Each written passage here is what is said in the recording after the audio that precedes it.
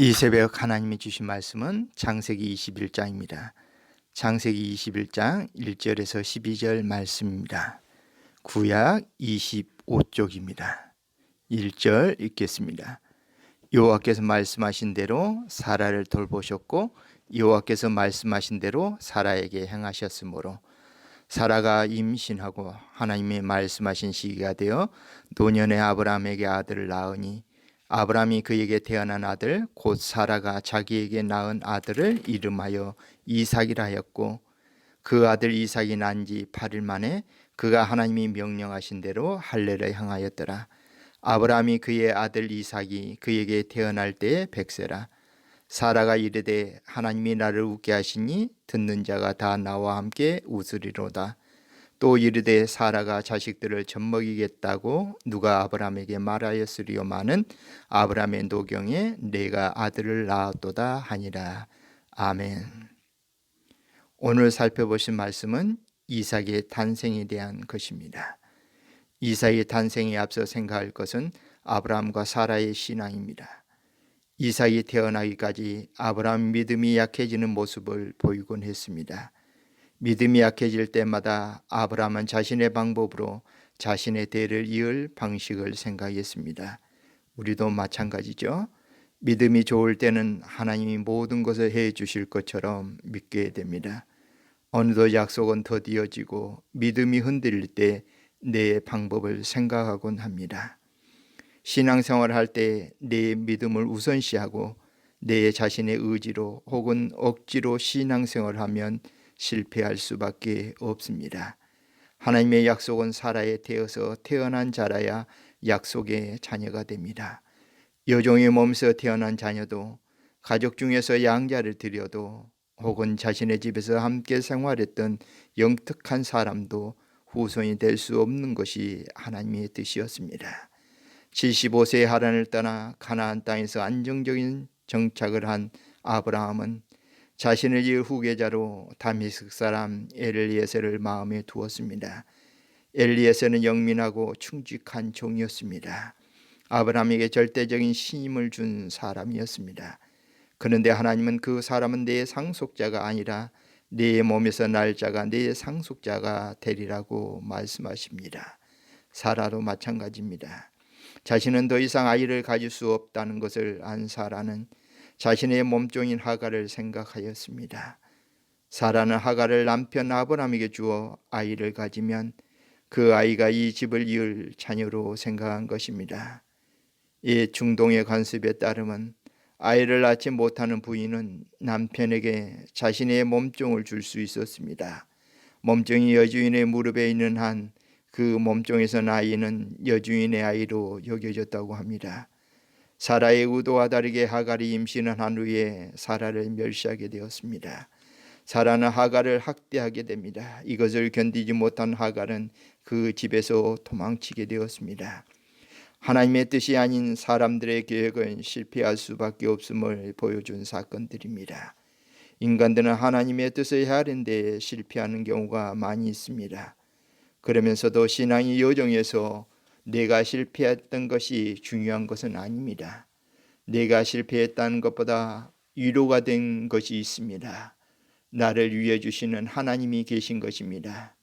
나를 위한 하나님의 계획은 바뀌지 않습니다. 하나님은 기다려 주십니다.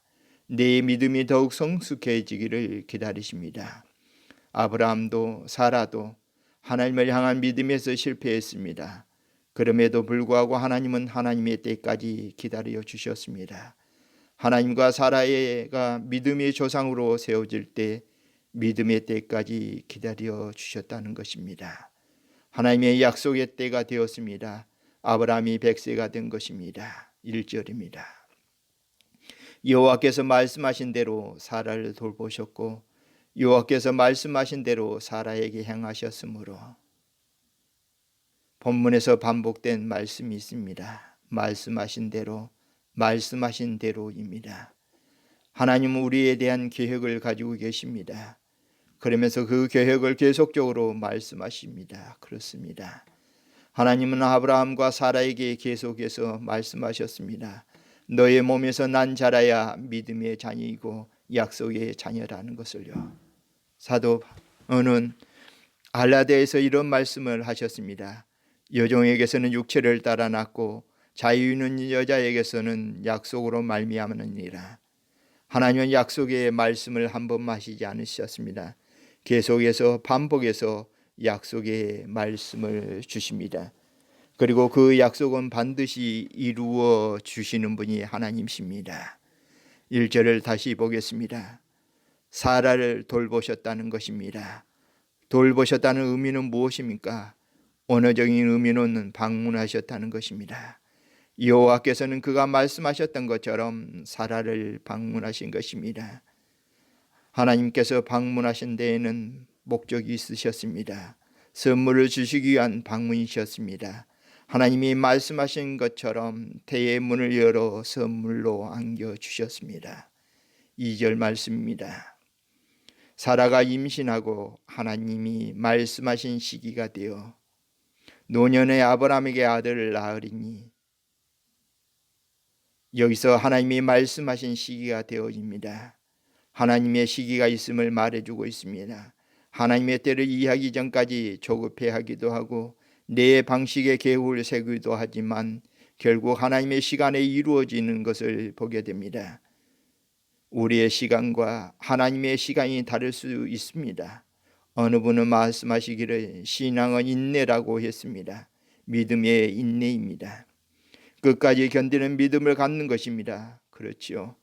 인내의 과정은 쓴 것입니다. 내 계획 아니야 하나님의 뜻이 온전히 이루어지기까지는 기다림과 인내가 필요합니다.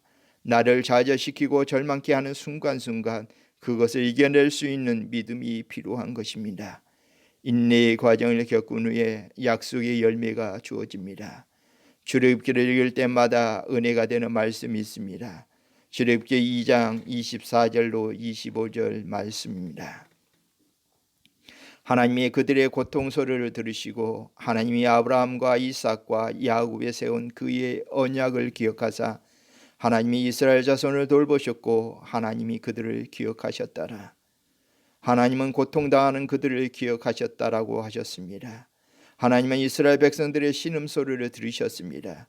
그리고 그들의 신음소리에 응답하여 주셨습니다. 하나님은 이스라엘 백성들을 애굽의 종에서 해방시켜 주시겠다는 약속을 430년 전에 하셨습니다. 창세기 15장 13절로 14절입니다. 여호와께서 아브라함에게 이르시되 너는 반드시 알라. 네 조상이 이방에서 객이 되어 그들을 섬기겠고 그들은 400년 동안 네 자손을 괴롭히리니 그들이 섬기는 나를 징벌할지며 그 후에 네 자손이 큰 재물을 이끌고 나오리라. 아브라함과 한 약속을 400년이 지난 후에도 하나님은 그 약속을 기억하고 계셨습니다. 사라에게서 태어난 아들이 이름을 이삭이라고 부르게 됩니다. 이삭의 의미는 그가 웃으셨다는 것입니다.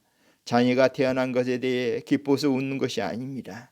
창세기 18장의 내용을 보면 여호와 하나님이 아브라함을 찾아오셨습니다. 그리고 아브라함에게 이런 말씀을 주십니다. 내년 이맘때 네가 반드시 내게로 돌아오리니 내 아내 사라에게 아들이 있으리라. 이 말을 들은 사라는 속으로 웃게 되지요. 내가 늙었고 내 주인도 늙었으니 무슨 즐거움이 있으리요. 사라의 웃음 속에는 약간의 비웃는 듯한 웃음입니다. 불신의 웃음이지요. 불신앙의 부끄러운 모습이 담겨있는 말이 이삭입니다.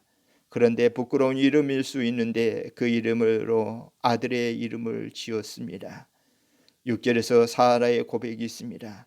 사라가 이르되 하나님이 나를 웃게 하시니 듣는 자가 나와 함께 웃으리로다. 부끄러운 웃음이 기쁨의 웃음으로 바뀐 것을 말해주고 있습니다. 성경은 우리의 부끄러운 모습을 감추지 않습니다. 부끄러운 모습을 그대로 기록하고 있습니다. 마태복음 1장 족보에는 5명의 여인들이 나옵니다. 다말, 라합, 롯, 우리의 아내 바세바, 그리고 마리아입니다. 다말은 시아버지를 통해 자녀를 가졌습니다. 라합은 기생이었습니다. 롯은 이방 며느리입니다. 우리아의 아내 바세바입니다. 그리고 마리아입니다. 하나님의 이들의 행위보다는 하나님이 이들을 통해 하신 일들에 관심을 갖고 있습니다. 이런 사람들도 하나님의 역사에서 쓰임을 받았다는 것입니다. 이삭은 자신의 이름 속에 하나님의 약속을 온전히 믿지 못한 사라의 신앙이 반영된 것을 알 수 있습니다. 이삭은 속으로 생각할 것입니다. 자신을 향한 하나님의 목적은 반드시 이루어졌다. 이것을 몸으로 느끼면서 살아가게 될 것입니다. 4절 말씀입니다. 이삭이 난 지 8일 만에 그가 하나님이 명령하신 대로 할례를 행하였더라. 아브라함 이후부터 할례를 행하게 된 것입니다. 할례는 이스라엘 백성들이 하나님의 언약 백성이라는 지표입니다. 하나님의 섭리라는 표시입니다. 하나님의 말씀대로 살아가겠다는 표시이기도 합니다. 구약 시대에는 육신의 할례를 통해 자신이 하나님의 백성이라는 것을 나타내었습니다.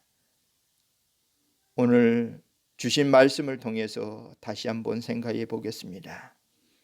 하나님의 말씀은 반드시 이루어집니다. 누가복음에 사가랴의 아내인 엘리세밧이 나옵니다. 그녀도 아이를 낳을 수 없는 나이였지만 하나님의 축복으로 세례 요한을 갖게 된 여인입니다. 그녀가 이런 고백을 합니다. 주께서 하신 말씀이 반드시 이루어지리라는 믿음, 그 여자에게 복이 있도다. 그렇습니다. 가능할 것 같지 않은 상황에서도 하나님의 말씀이 반드시 이루어지리라고 믿는 신앙의 사람들은 복이 있다고 하신 것입니다. 고라라 시대를 살아가는 우리에게 모든 것이 암흑이요 절망이지만 하나님은 반드시 이 모든 것을 극복시켜 주실 것입니다. 성도들 간의 기쁨의 교제를 회복시켜 주실 것을 믿습니다. 또한 부족한 믿음도 사용하시는 하나님이십니다. 성도들에게 봉사일을 맡기면 믿음이 부족해서 할 수 없다는 말을 많이 듣곤 합니다. 순종하기만 하면 하나님은 내 믿음을 성숙시켜 주시면서 사용하십니다. 아브라함도 그렇습니다. 사라도 그랬습니다.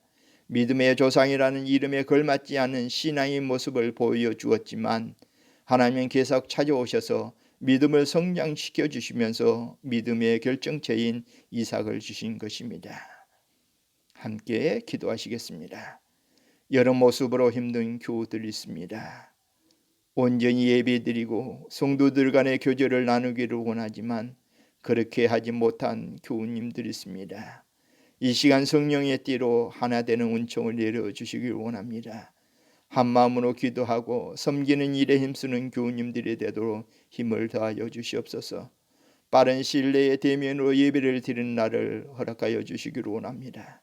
아브라함과 사라의 믿음처럼 더욱 성숙해가는 믿음인 사람들이 되도록 복 내려 주시옵소서. 오늘 하루도 성령 안에서 열매 맺는 삶이 되게 하시며 마음의 소원이 이루어지는 한 날 되게 하옵소서. 예수님의 이름으로 기도하옵나이다. 아멘.